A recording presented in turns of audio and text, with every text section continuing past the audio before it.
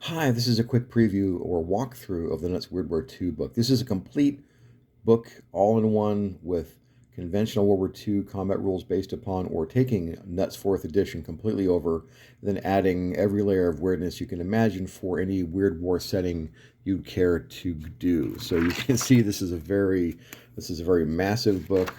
It goes through a lot of content here.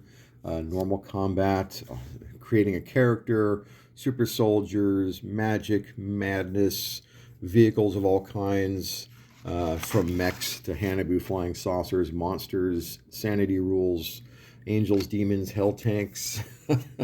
Pretty much anything you can think of from a Weird War setting, you can create it and use these rules to mimic any kind of combat, any kind of Weird War system you want. So quick walk through here, right? So we have our more or less conventional rules, though of course that branches over into some of the Weird War stuff here. So how to create your star, how to create your character, in addition to mirroring the Nuts 4th edition character creation system. It's got some more charts, more attributes, right? You've got some expanded attributes from the basic ones. You've got some vehicle driver attributes over here that are not in Nuts 4th, and of course some exotic attributes like magic, ability, psychic powers, supernatural background, and so forth. In this section is the super soldier. This is a build your own super soldier. So you have a super soldier from your favorite comic system, or just have one in mind. This system helps you create any kind of custom super soldier you want, from a Captain America to a Red Skull to any kind of crazy character you can think of here. It has both advantages and negative advantages or disadvantages as you build your character to create your own special super soldiers for the game. Then, of course, you've got your armor system. You've got your standard stuff, some real weird tech like night vision systems, right? But then, of course, you get to your crazy tech. In addition to standard armor, you've got body armor and head powered armor, right? So you can have power armor in your game if you want to do that. Rocket packs. Who doesn't want to have rocketeers flying around, right? Jet packs, rocket packs, helicopter packs. Who doesn't want that? Infantry weapons include all your normal weapons, but also some of your crazy weapons too, right? So these are all your normal standard World War II weapons. Then you get into electric guns, death rays, and wonder weapons. So this is your sonic guns, your laser zapper guns, your alien war guns that make people incandescent, disappear, any kind of crazy weapon you want, and including some real experimental things like the Germans did try the Wallachek sonic cannon, right, to try and knock airplanes out of the sky. So take that into your game, right? So this is all of the conventional rules for Nuts, including everything you need to create your group, create your unit, and get into gaming. Now, then we get into weirdness here. We start getting into some of the new content in magic. So this has a complete and expanded magic system. It includes magic traditions, magic affinities. So do you have a shamanistic background, a ritual magic background? Is your affinity, perhaps that's fire, air, earth, water, whatever your affinity is? Casting spells, casting all sorts of crazy, chaotic spells. It's all in here. Now you can add occult levels of whatever you want into the system. Of course, along with magic comes madness. So who doesn't want to have a little bit of madness in their game? So you can add this to your game just from a standard shell shock standpoint. War is brutal and can be very hard on your figures. So you can have sanity checks for events that happen in the game over course. You meet monsters and creatures. They can also cause sanity tests for your figures. Some certain types of spells you cast can cause sanity tests, and these could be persistent, right? They could roll over into your figure from game after game, right? So maybe your character gains the shirker attribute, and that figure is always going to hang back in a fight, not going to be the point man. So you can add all sorts of interesting variables to your game that way. Who doesn't want to have your crazy monsters, right? This is a whole section on monsters and adding them into your Nuts game, right? New monster attributes. This is arranged by supernatural monsters. So really think of any kind of movie monster you can think of, mythic monster, eldritch, Cthulhian, horror, angels, demons, the whole works. It's all in here, plus how to do your own monster. If you want to kit bash your own monster, those rules are in here as well. So this goes through, dinosaurs. You want to have dinosaurs in your game. You want to have your Aussies in the jungle in Papua New Guinea run into a hidden valley of dinosaurs. There you go. You want to have supernatural constructs. You want the golem defending the ghetto of Warsaw. You could do that. Dragons, elemental beings, jinns, harpies, all your kind of sort of fantasy creatures ported over into the World War II setting. And then, of course, your undead, zombies, vampires, lycanthropes, your eldritch beasties, right? This is going to be all of your sort of Cthulhian type beasties from Deep Ones and Dark Young and all sorts of things that appear in those Lovecraft books. You want to add those into your game system. They're all right here. Spiritual beings. I think it's kind of unique. This is if you want to add your angels and demons to the game. If you're looking at some of your favorite comic books like the Light Brigade, right? You could add that to the game system here and have those be summoned onto the battlefield to be part of an actual game, right? And of course, you have too many angels on the table. You could have an angel clash and clash of hosts, which is going to basically cause a survival check on anything on the table.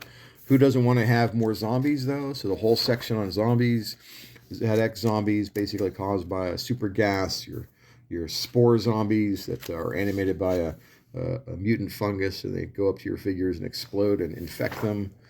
Your standard Walking Dead, your Storm Zeds that are modified with gear and tech, bomb zombies. So all kinds of crazy zombies, all kinds of rules about how to do zombies in the game, and add those to any kind of setting you want. And then vehicles. So again, this has all of the standard normal World War II vehicles in here.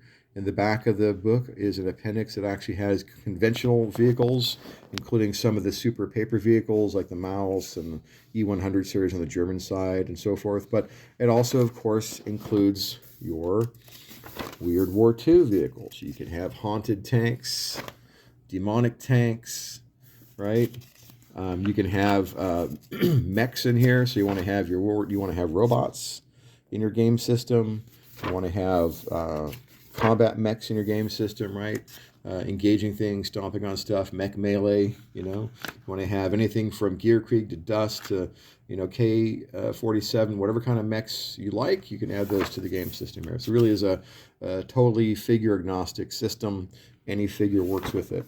So you have this nice comprehensive system of vehicles that then also gets into aircraft, some real Weird War stuff that was deployed by the end of the war, like anti-tank guided missiles.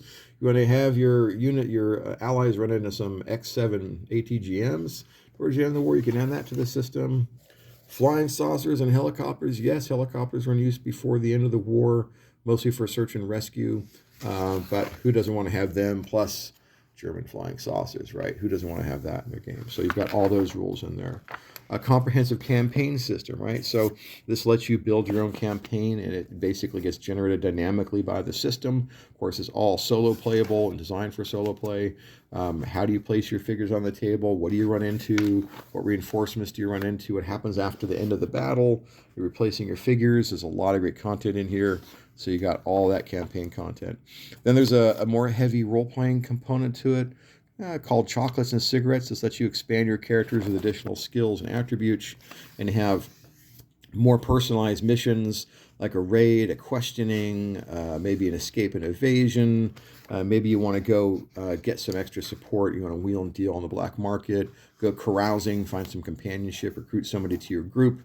This is where you can find Oddball to join you for the next mission, right? That kind of thing. So it's a great role-playing addition to the system. Really adds more flavor to the games for you to customize, right?